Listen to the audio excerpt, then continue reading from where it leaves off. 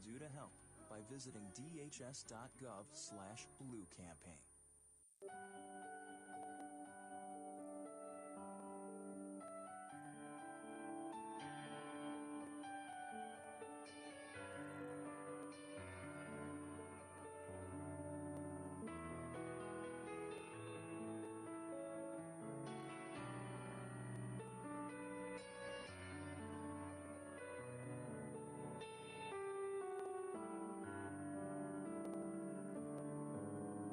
Paso's Christian station, KELP. 915 TALK. The world is looking at El Paso. What will we say to the world? Live from the KELP studio in El Paso, this is 915 Talk. And now your host. Good afternoon, beautiful citizens of the borderland. We are live from the heart of the world's largest borderplex, the KELP Christian radio station. It is October 11th, year of our Lord 2024, and Kenny on the boards here, Adrian, the new guy's here, Keith, our afternoon producer's on vacation, but we have a fun conversation ahead of us. I believe it's an important conversation.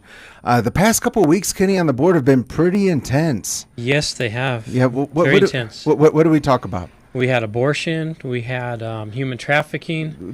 That's what we talked about. Oh, I'm sorry. I thought you said, what did we talk about? I'm sorry. What did we talk about? Yeah, you're right. We talked about human trafficking, and we did talk about abortion. Very serious subjects, very intense.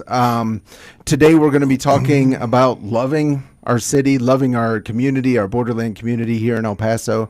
And we do have a true son of the borderland with us today, Kenny, on the board. Nice. So we have another one. Great. Yeah. You're finding him. I'm finding him. But he's not just a son of the borderland. He's been involved in some of the decisions that are become my favorite parts of El Paso. Nice. Yeah. Have you ever been to the Plaza Theater, Kenny, on the board? No. I've walked past, but I've never been in. You've never been inside? No. What can we do to change that? Buy me tickets. Okay, get you tickets. So our guest today was a part of the restoration of the El Paso Plaza Theater. He was the chairman of the board, I believe, of the El Paso Community Foundation at that time. He was 43 years the executive of a family-owned customs brokerage firm. He's also a pastor at Cross of Grace Church. You ever heard of Cross of Grace, Kenny, on the board? Let's see. Cross of Grace Church. Nah, I don't think they come on at 12:30 or anything like that Monday through Friday. They do, absolutely, with Pastor Ricky Alcantar. Yes, Pastor Ricky. Yeah, we love that program. So without further ado, let's give a very warm Borderland welcome to the one, the only Pastor Joe Alcantar!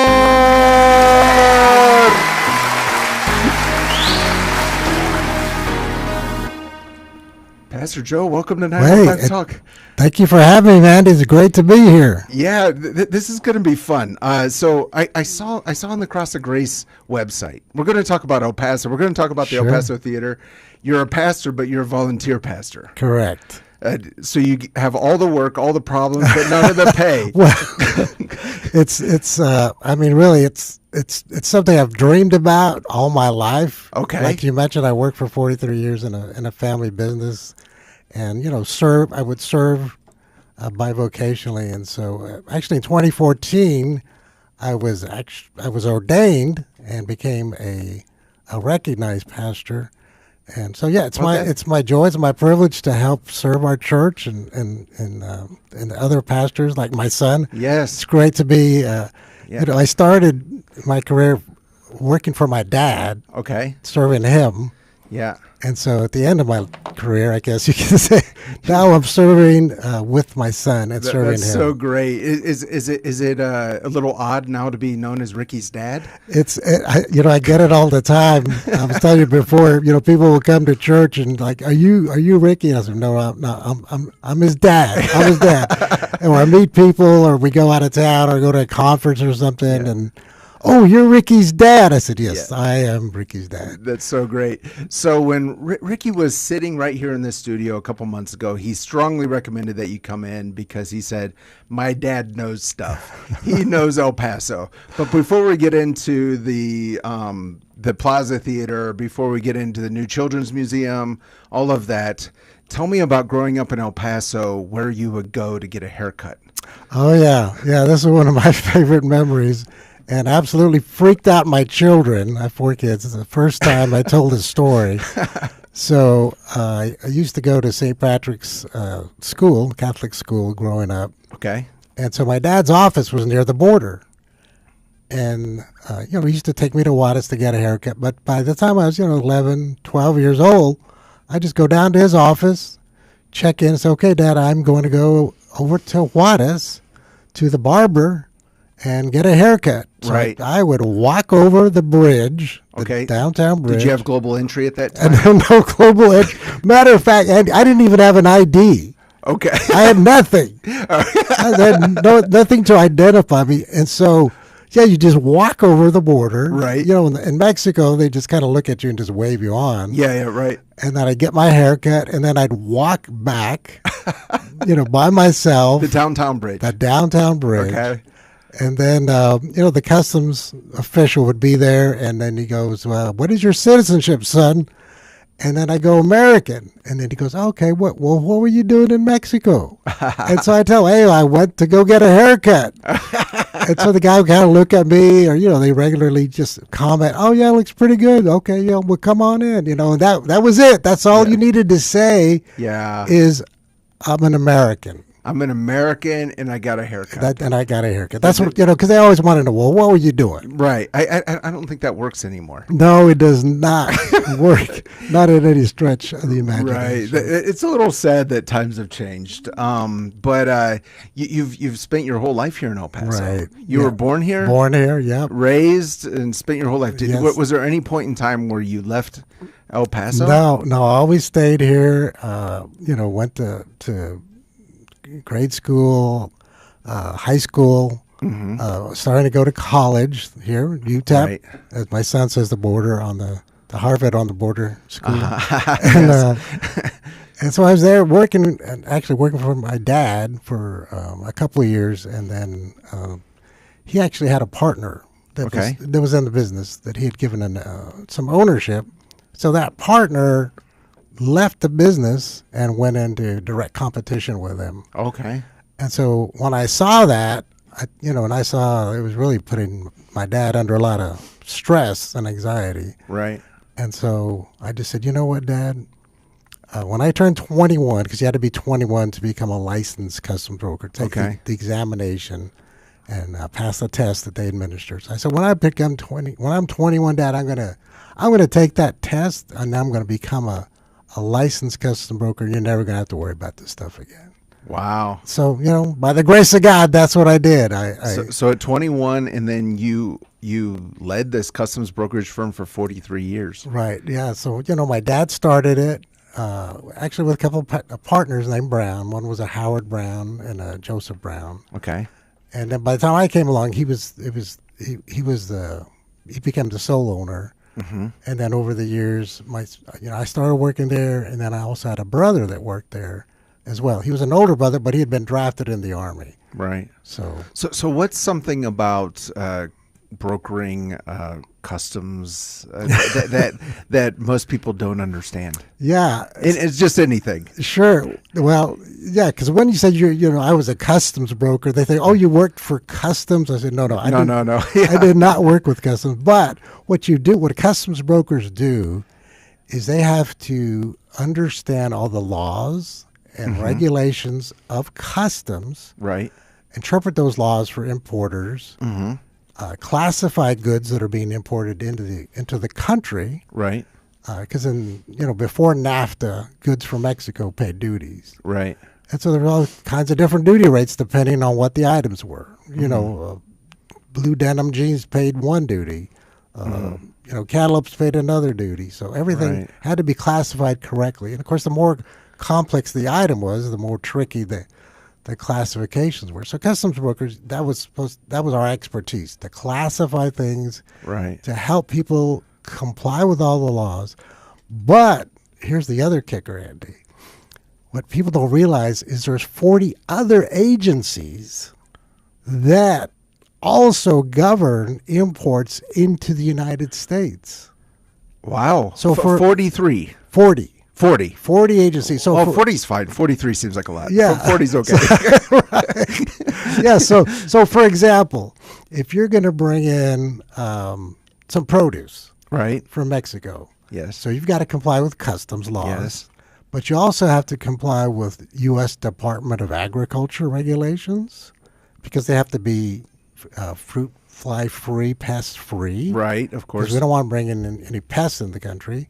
Right. Then you also have to comply with U.S. Food and Drug Administration laws. Okay. So that's just like one example. Right. Okay. So everything that comes in, there's a lot of red tape, and your job was to make it go more smoothly or as smoothly as possible for the importer or the exporter, as the case may be. Right. Yeah. Because again, nowadays, if you're an importer of any food item, well, you have to be registered with Food and Drug. You just can't show up to the border.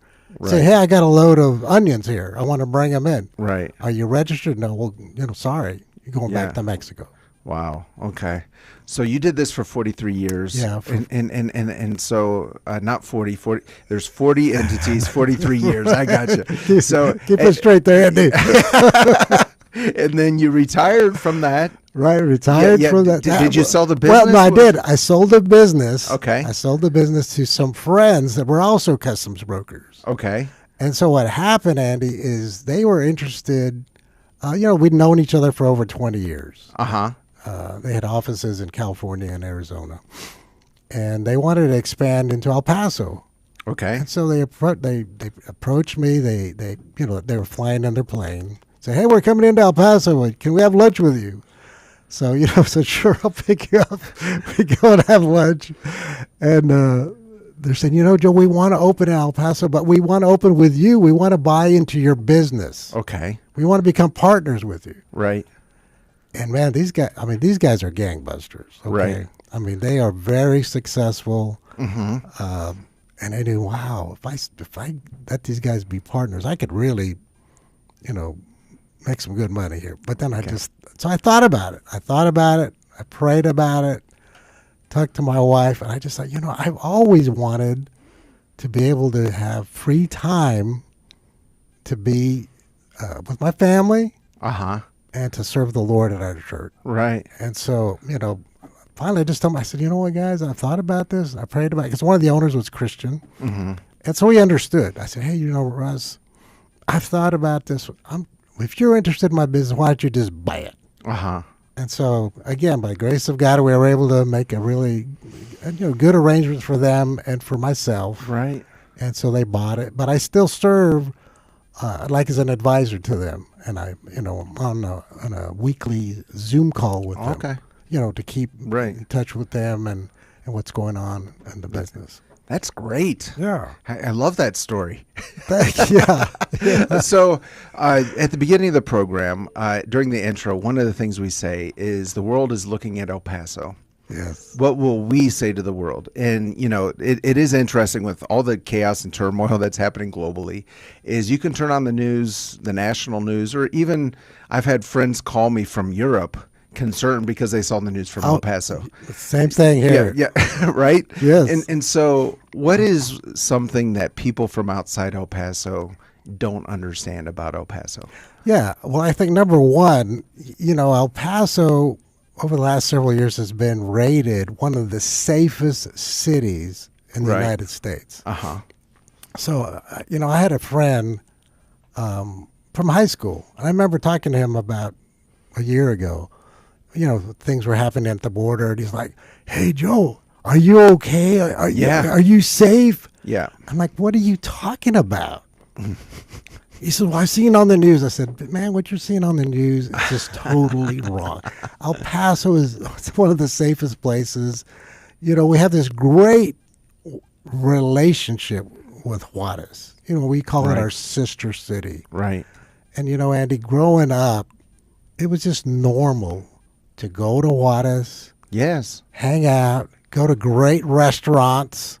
Right. I'll never forget having an avocado cocktail at La Florida restaurant on Juarez Avenue. It was my dad's favorite restaurant in Juarez. Uh-huh. And I remember eating those avocado cocktails and saying, man, this is the best avocado I've ever had.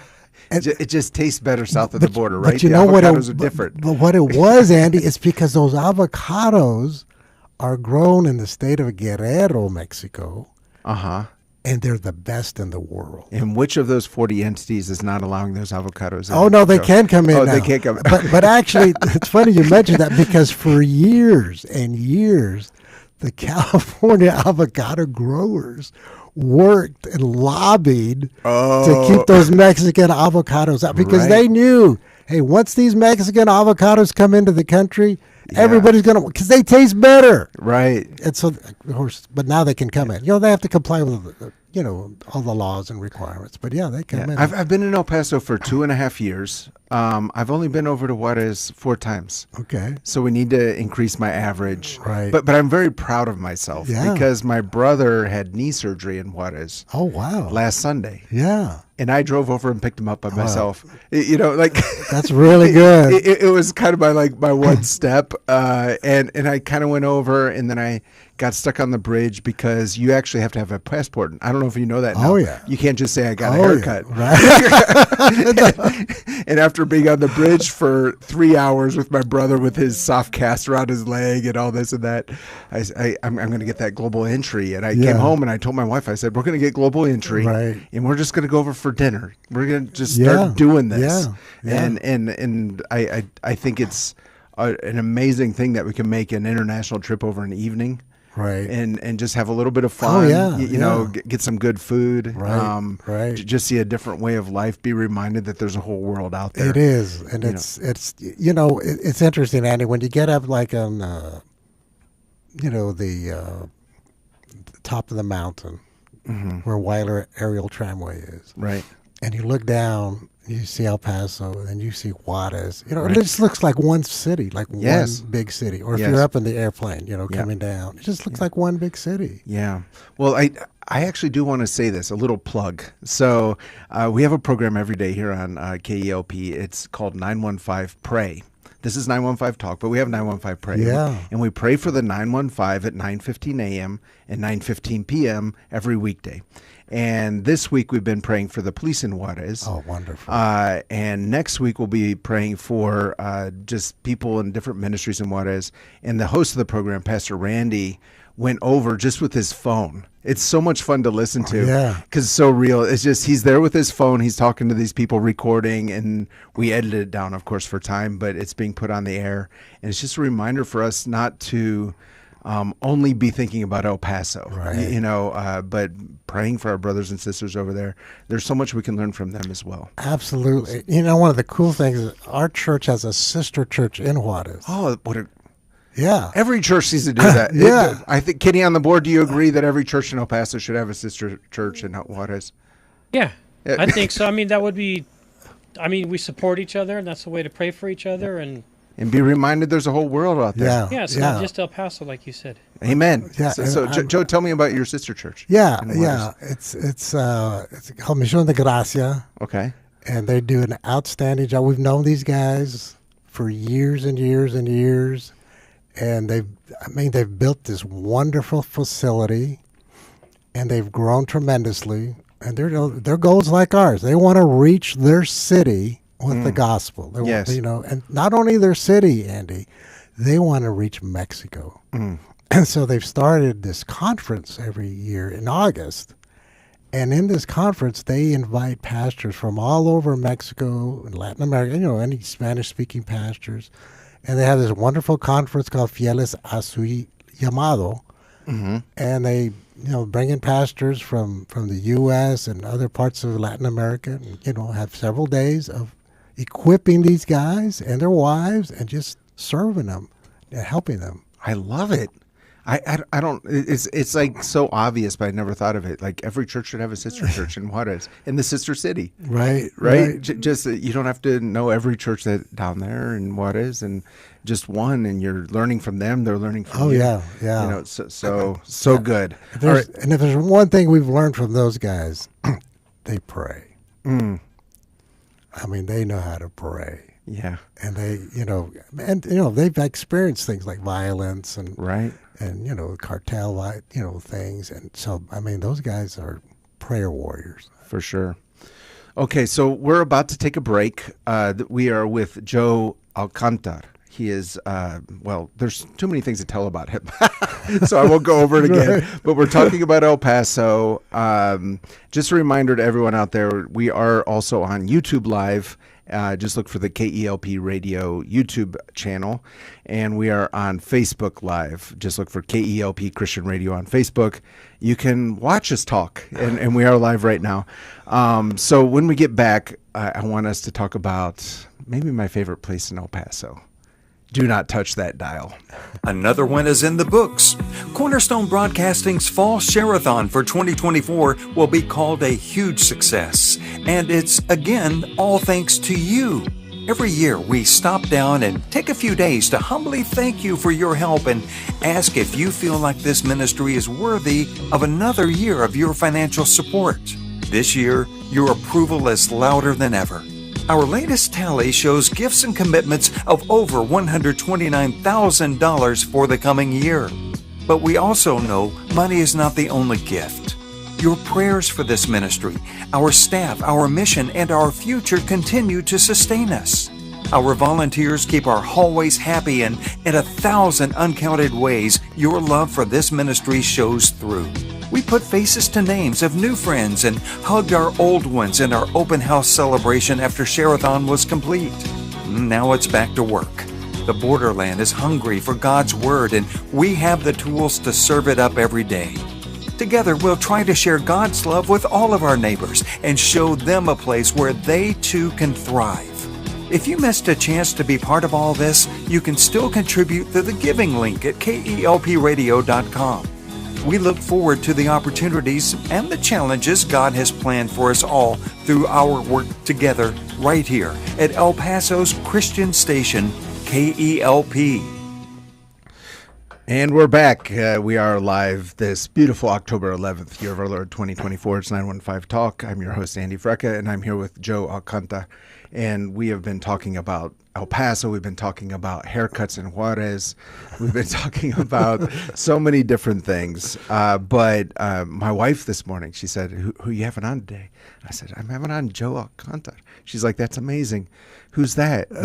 I said, it's Ricky's dad. She's like, great. And what are you going to talk about? And I said, we're going to talk about the Plaza Theater for one thing. And she just went on and on for a really long time. She was talking a lot about how much she loves the Plaza Theater. And I just want to say this. I got married in El Paso in 2000. So 24 years ago, roughly. And downtown El Paso was different. Oh, yeah. Back then. Definitely. And it's different today than it was then. Yes, sir. So before we get into the Plaza Theater and the Children's Museum and all of that, why do you think that downtown matters? Oh, yeah. Well, I think, downtown is it's where people want to come and just experience life, right? Restaurants, entertainment, Christmas time, what happens? People want to come downtown. They want to see the big Christmas tree. They want to look at the decorations, right. hear the music. And just, there's something about downtowns, and a good downtown, a vibrant downtown kind of reflects, hey, this is a good place. This is a good city. Right. This is a place that's, you want to come and hang out, and, it's a cool Right. Cool well, town. it's very interesting for me, having lived overseas for so many years, coming back to America, just to see this suburbia where the cities get bigger and bigger. Right. And I was reading, we're going to talk about the Plaza Theater now, and one of the reasons I read on the internet today, whatever that means, that the Plaza Theater kind of went belly up in the 70s was because of the suburbs and El Paso growing out. Right. And I actually believe that God cares about cities having this ecosystem where people can interact with each other. Absolutely. And outside of their cars. Yeah. No, absolutely. Yeah. And so I love the fact that the Plaza Theater was restored, and the El Paso Community Foundation was behind that. And you were the chair of the board at that time? Right. Okay, so this is a big story, and we have the number one source on this. So, Joe, what happened? Right. So here's the story, Andy. Okay. Here's what happened. So Hold on just a second. I have to say this. Our listeners are mainly Christians. Yes. Kenny on the board is a good Christian man. He's never been to the Plaza Theater. Right. I believe for everyone out there, it's your Christian duty. So anyway, get to the Plaza Theater. Okay, but let's hear the story. That I have to work on. Yeah. Yeah, exactly. Yeah. So in 1980, the Plaza Theater had been sold to somebody else. You know, what happened is it was just being used as a movie theater. Uh-huh. And of course, No live performances, no live orchestra. performance, which is what it was originally created for. Okay, Right. so you're using it as a movie theater. I mean, it's 2,200 seats for a movie theater. It's just it wasn't cost effective. So the owner at that time, his plan was he was going to tear it down and make a parking lot Out of where the Plaza one Theater. of the most beautiful theaters in America. We're going to turn it into a We're parking just going to lot. turn it down. We're going to raise it. We're going to make a park. Joe, I love America, but what you just described is everything that's wrong. Right? Yeah. And so the El Paso Community Foundation at that time in 1980 heard this, Okay. and of course they were like, we can't let this happen. Okay. So at that time they did a fundraising campaign called Save the Plaza. Save the Plaza. Save the Plaza. This is in 1980. 1980. Okay, so they approached. So this is before I thought it was. Yeah, but this is one where it was just saved. Okay, so it's to save the plaza. They approach the owner, give us some time. How much do you want? $1 million. Okay. Okay, so that's a lot of money. Which in current money is like $3 billion. Well, it's it's a lot of money. It's a lot of money. $1 million is a lot now, but there's a lot more in more 1980. than that, exactly. So what they did is they did this Save the Plaza campaign. They brought in Rita Moreno. Okay. She's from which movie? She's from West Side Story, Right. among other things. The Singing in the Rain, right? She's in Singing in the Rain. She's also in Singing in Very good, Andy. I know. And I'll do the sidebar. I got to meet her and have dinner with her, but that's Okay. another story. Anyway, so back in 1980, we contact her, or they did. I wasn't involved back then. Uh-huh. And bring her to El Paso. They say, hey, Mister, would you do a performance to raise money to save this Plaza Theater? So she finds out about it. She goes, yes, I'll do. So she comes down, does this performance. Long story short, $1 million is raised. The Community Foundation buys the Plaza Theater. Okay. So how much time did you have to raise $1 million? It was months. Yeah. According to the internet, you had 3 months. Yeah, it was very quick. Yeah, so you had 3 months. You had to raise. I'm trying to summarize here. Right. $1 million to keep the Plaza Theater from being turned into a parking garage. Correct. That's right. And you get Rita Moreno out here. Yeah. You raised $1 million. So then here's what happens. Okay. So we own the Plaza Theater, Right. But we don't want to own the Plaza Theater. So we give it to the city of El Paso. Okay. And we say, look, we saved this. We're giving it to you. So would you please, take care of it and restore it? So the city will say, oh, okay, sure, yeah, we'll take it. So they accept the ownership of the theater. Right. Well, years go by. It's 1980, 1990, 2000. Nothing is done. Yeah, I want to make a joke about government here, but I won't. Yeah. We want to be respectful. Yes, exactly. We are Christians, right? Yes, absolutely. Okay, so then it's like 2003, 2004, around that time. Now I'm on the board. I'm the chairman of the board. I joined in 1994.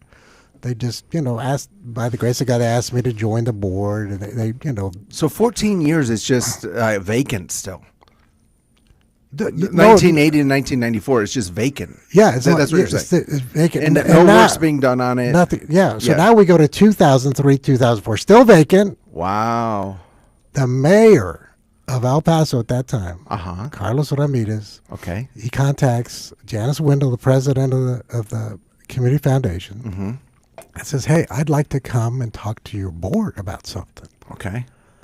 And so, we're having our board meeting. I'm there, and, I have the agenda, and I'm like, "Hey, Janice, what does the mayor want to come talk to us about?" Right. She goes, "Well, I don't know, Mr. Chairman, but he's the mayor. You don't tell him you can't come and talk to the board." So, okay, yeah. I just would like to get an idea. But so we're like, we don't know. We don't know what he's going to talk to us about. So he just wanted to come. So he wants to come, and he starts to talk to us. And he says, "Look, you guys did the city of El Paso a great service. You saved the Plaza Theater in 1980. He says, "Look, here's the problem. As a city government, we can't do what you envisioned us to do, which is to restore it. And I'm coming here as the mayor of the city, and I'm asking you, would you help us to restore the Plaza Theater?" Wow, I love the openness of that statement. Right? No, he was just right up there, and so we're all just listening to this. He leaves, Andy. So he leaves the meeting. So he drops his microphone. This is it. Mic drop. Walks out. And so I'm sitting right next to Janice, the president, and I'm like, Janice, this could be the greatest project we've ever done, or this project could wipe us out. Oh, of course. Because we weren't real big at that time. I think when I joined the board in 1994. I had about $29 million. Okay. I don't remember what it was in 2003, but let's say it's still, I don't know, 60, 70 million, something like that. And so Janice, man, she was so smart, so wise. She goes, "You're right, Mr. Chairman. This is what we need to do. This is what we're going to do. We're going to send people. We're going to do our homework. And we're going to see what benefit this would have to our city if we restore this theater." And so that's what she did. She had staff go to cities like Phoenix, Austin, San Antonio that had similar theaters that were restored. And so after some time, the staff comes and reports, and she reports to the board. She goes, "Here's what we have found in every case, that when a theater of this type, and this, it's a beautiful facility. When it's restored to what it originally was, it will spur redevelopment within a 10-block radius." Wow. So you can imagine, Andy, here we are as a board hearing this report, and we're like, we need redevelopment. How can we not do this project? Right. We have got to do this project. Right. So we commit. Okay, we tell the mayor, and we tell him, okay, we're going to do it. We're going to raise the funds. We're going to be the project managers, and we're going to restore this theater to how it originally was. And so that's what we did. Wow. And Did restoring the theater cost more than $1 million? Oh my gosh. yeah, just a little bit, Andy. I think it was close to $30 million. Yeah. Well, of course, anyone who has been there will know I'm joking. Yeah. It's absolutely impressive on the inside. Yeah. I forget the term for it, but it gives you the sense of being in an outdoor theater because the ceiling has the stars. Correct. It's just absolutely beautiful. Yeah. I think it's rated in the top 10 most beautiful theaters in America. Yes. It's an absolute gem in the heart of El Paso. So you had to raise a lot of money. Yeah, I had to raise a lot of money. Had to get, but people, people wanted to see this happen. Right. And there's a lot of wonderful entrepreneurial type people in El Paso, right, that wanted to help see this get done. And so, it took a lot of work, a lot of research to find out, okay, what's the original colors. We took out all the seats. Oh, wow. And we had to put in new seats. Uh-huh. Here's a little funny side thing, Andy. The old seats, when you sat in them, because it was built in 1929, they weren't quite as wide as the ones today. Why did you have to widen them, Joe? so it just tells you that people got a little bigger, I guess you could say, from 1929 to 2004. I mean, what's funny about that is the seats currently, to me, don't feel exceptionally huge, right? But we love going there. Our 18-year-old son is in the El Paso Youth Orchestra. Yeah, they play there. We've gone and seen this El Paso Symphony. I've seen a couple comedians live, which is a fun thing. Yeah. We went to the film festival. We went to the film festival, and Rita Moreno was there. Yes, and we watched Singing in the Rain. Yes, so that's actually the real reason I know she's in that. And what else? Just the Broadway shows. Yeah. Oh, we went and watched Nutcracker. Yeah. So that was fun too. Ballet. Yeah. So just so many things happening there that have brought life to downtown El Paso, and there's always work to do, right? But it's so much a different experience to go down there than it was 24 years ago. Yeah, no, and one of the things we tried to do, Andy, like through the film festival, we wanted to be sure that this was going to be a venue that all El Pasoans could enjoy. Right. And so one of the nice things about the film festival is, you can go to a film during that time, and late July and August, watch a movie in the big theater. Mm-hmm. And, for $8, $10, right, which is what it would cost you at a regular movie theater. Exactly. But you're in one of the most I'll never forget when it first opened. And I remember I lobbied for this because it's my favorite movie of all time.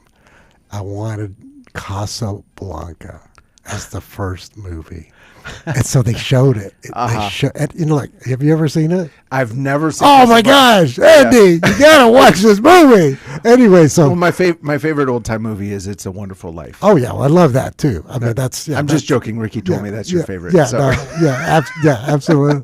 So anyway, they're showing. So I'd seen Casablanca, of course, at home, but I've never seen it on the big screen. It's enormous. The screen is enormous. Yeah, so it's huge, and man, the first scene, when Humphrey Bogart comes out, in his restaurant, and everybody's like, "Ooh!" I mean, it was just, I can't tell you how much joy it brought me to see. Yeah, and you have the organ there. Oh yeah, the mighty Wurlitzer. Yeah, that's another story because that had been sold as well. Yes, and so we had to have staff trace it. It was in Dallas, right? So we got it, we bought it, brought it back. We actually put it in the Sunland Park Mall for a while. Oh, wow. Yeah, so people could hear the music. People would go and play. Actually, my kids were doing piano lessons.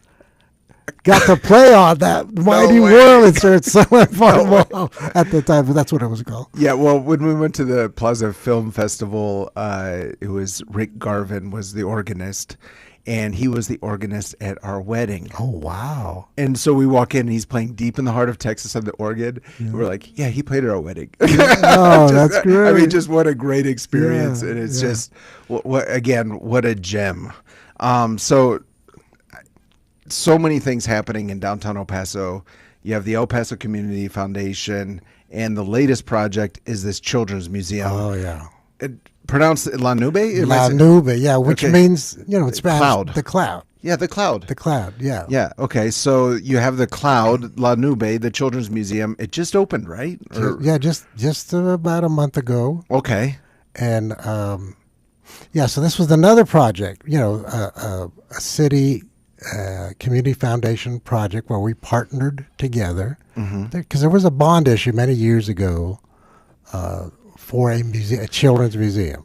Okay. But I think they only allocated maybe $18-19 million, which, it just wasn't going to build you much of a museum. Okay. Not for what I think the city hoped and what we really hoped.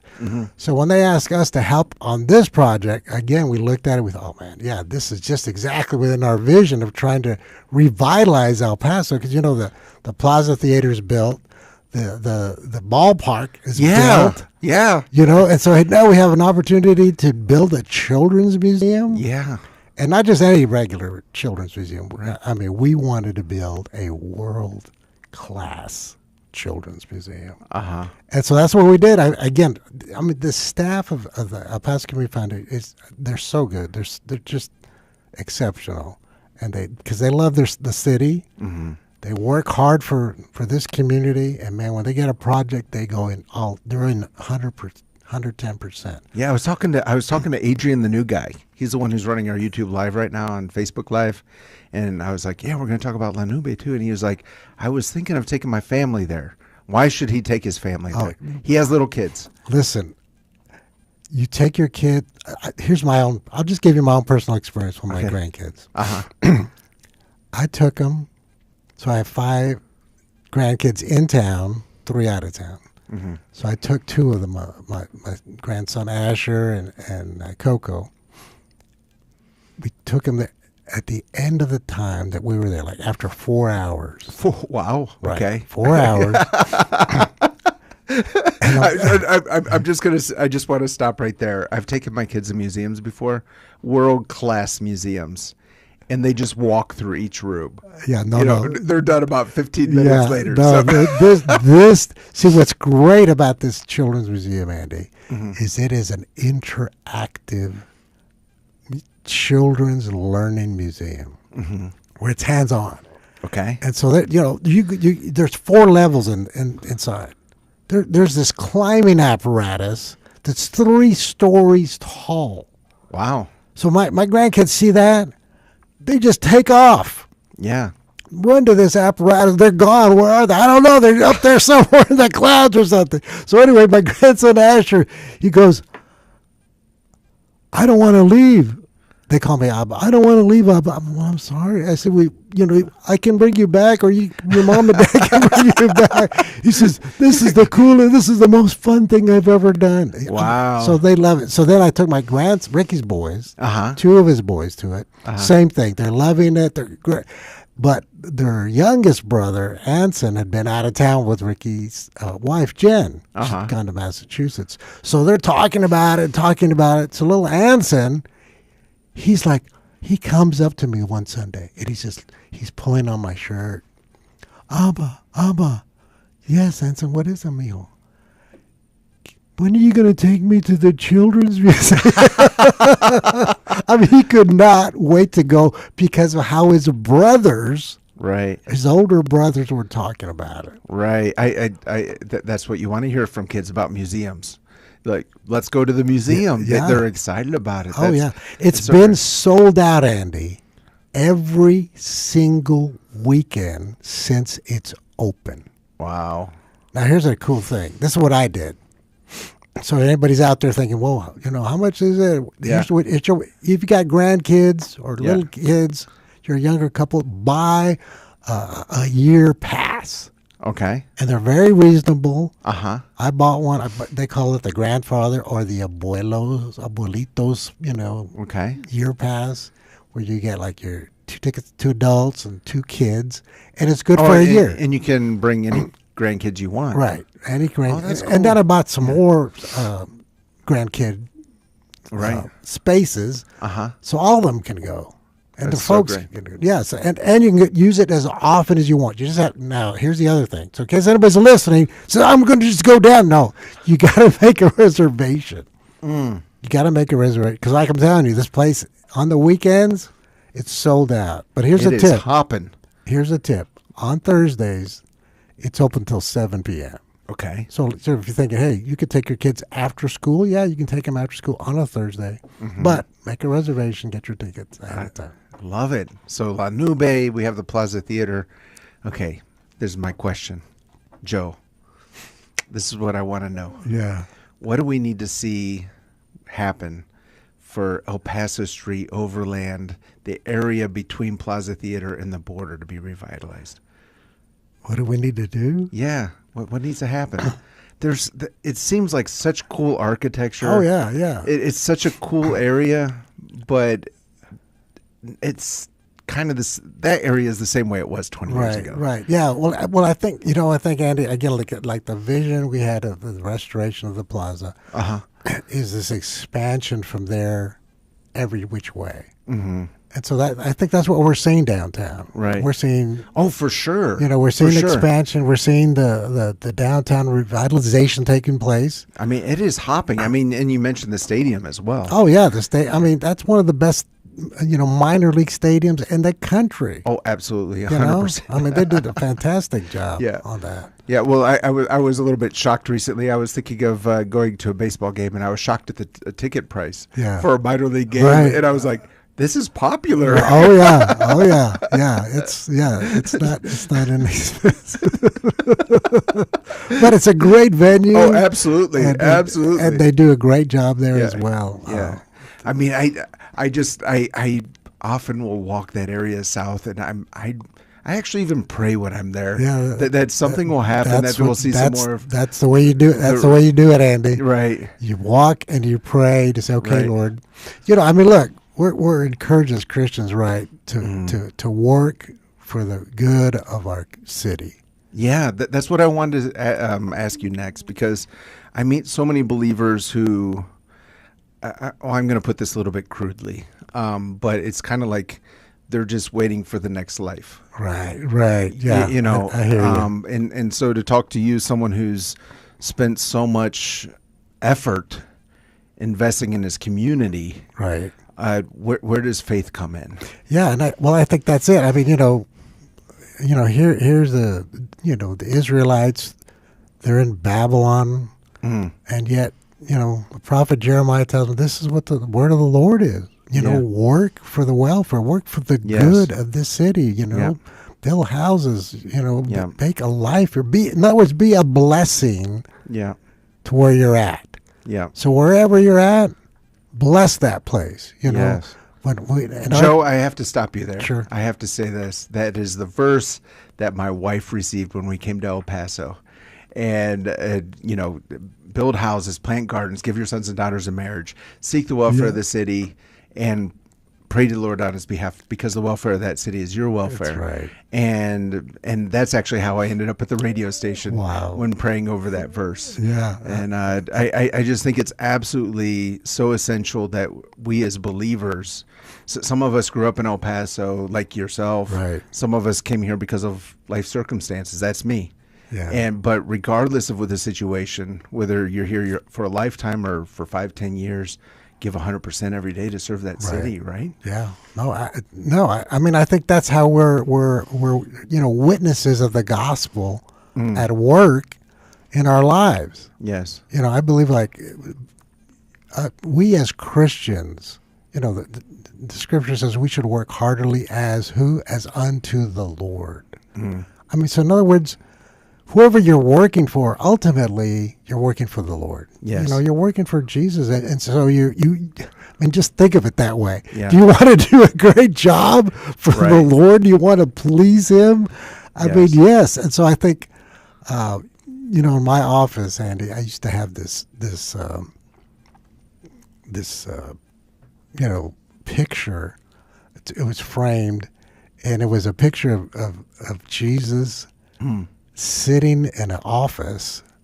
Oh, wow. Talking to a businessman. And it was my reminder to myself, number one, who am I working for? Right. That's my boss. Right. It's Jesus. And I also used it to try to be a witness to my employees and to anybody who came into my office. I mean, there'd be times, maybe an employee's asking for some help or there's a situation. And, sometimes I would tell them, I said, well, let me talk to my boss about it and I'll get back to you. They kind of look at me like, what? I thought you were the boss. They have this puzzled look and I go, no, I'm not the boss.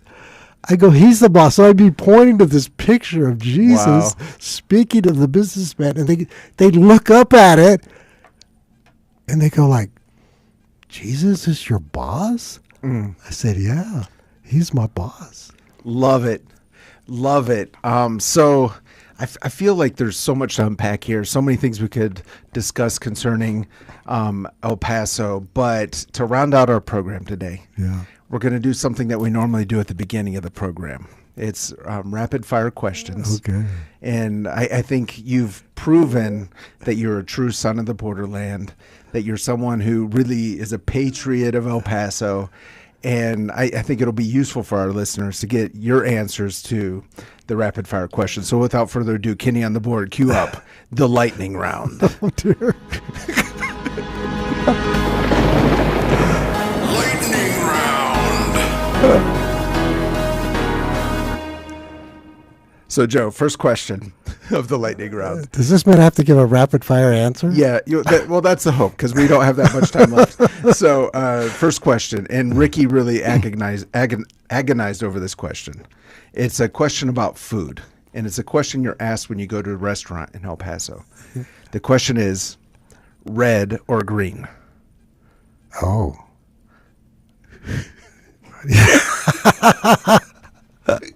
Here's my answer. Okay. I would say green. Okay, that is correct.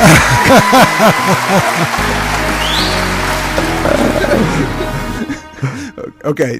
My wife would say red, though. Well, that's why Ricky was just torn apart. He's like, my family won't talk to me. Half my family, no matter what I answer. Okay, where is your favorite place in El Paso to answer that question? Oh, my favorite place? To answer the question, red or green? Oh. Julio's. Julio's. Julio's. Okay. That's on Mesa? Right off of Yarborough. Oh, okay. I was totally wrong. Julio's. Okay. Julio's. Okay, so next question. Let's say you have a guest who comes to El Paso to visit you. They've never been here before, but you really want to impress them with El Paso. Yeah. So it's the kind of guest you would have stay at your home. You don't put them up at the Motel 6 like you normally would, right? Where is one place that you take them in El Paso that's not a restaurant? And not the Plaza Theater. And not the Children's Museum. Scenic Drive. Scenic Drive. That is correct.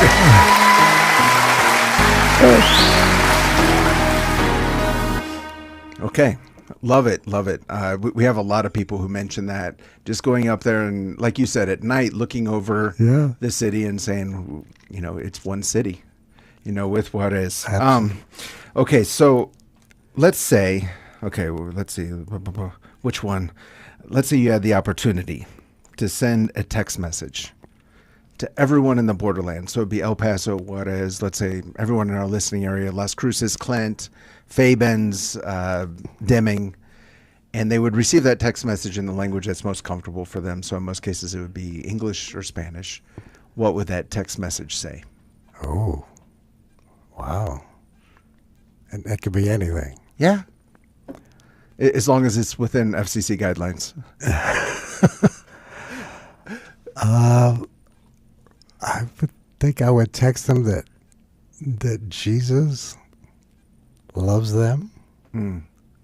Jesus is for them. And Jesus is calling them to know him.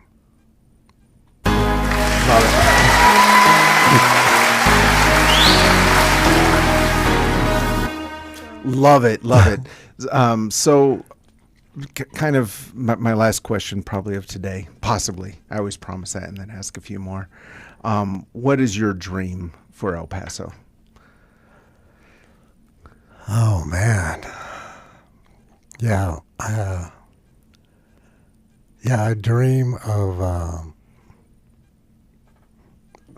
several things. I think I dream of El Paso growing as a city in its life, as a vibrant place that people want to come to, that people want to not just come and visit, but people want to live here because the quality of life here, because of the people that live in El Paso, which is, these are my people, right? Right. This is why I love this city. Yes. I think the people of this city are lovely people. They're wonderful people. I remember just one little story to kind of reinforce this. There was a friend of mine, a customs broker from Miami. Okay. He came into town. He was going to do some work or visit somebody. And he said, I cannot believe how nice people are here. His name was Norm. I go, what are you talking about, Norm? He says, Joe, we got this rental car. We drove about a mile, and then the tire blew out. I had to pull over to the side. He says, like 2 or 3 cars pulled over, came and talked to me. They don't know me. I'm a stranger, and asked me, can we help you? He goes, in Miami, they would have stopped and they would have robbed me. But I said, that's El Paso, man. People love to help one another here. And, that's what I want people to be able to see and to experience, that this is the kind of city we are. The Hispanic community, the Hispanic culture, along with, the Anglo culture here is very very diverse city. Oh, diverse. Yeah. I thought you were going to say divided. I was like, I don't think it was it. Very diverse. Of a group of people that live here. Yeah. And so, but you have to experience it. Like sometimes people are like, man, I wouldn't want to live in El Paso. It's in the desert. There's, it's hot. It's, 110 to whatever. But they just don't understand. I mean, even our weather. I think our weather's great. I'm getting there. Yeah, I'm getting there, Joe. This month, it's the best weather. October is the best weather. Exactly. I agree with that. So not everyone who's listening right now is a part of is on the board of the El Paso Community Foundation. What is something that just a normal listener, regular citizen can do to make the city a better place? Yeah, I think, just look for opportunities in the city where you see a need or you hear about a project. There's projects that our foundation does. There's another foundation that's at work. There's a lot of nonprofits that are here and that are trying to help our city. And that's one of the things that the Community Foundation does. We help fund other nonprofits that are also trying to help the city. Right. And so look for that. Look for those opportunities, and just be a blessing. Love it. Don't just take from the city. I mean, that's why I was excited, Andy, to join the board.